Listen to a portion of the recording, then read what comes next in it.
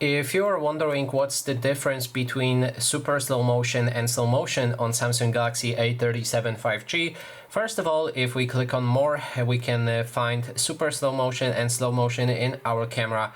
So if you open super slow motion, you'll be able to record a fast burst of video in slow motion. I also made 2 videos using one of those modes to compare. So here you will record around, I think, 8 seconds of a video at 480 fps in 720p resolution.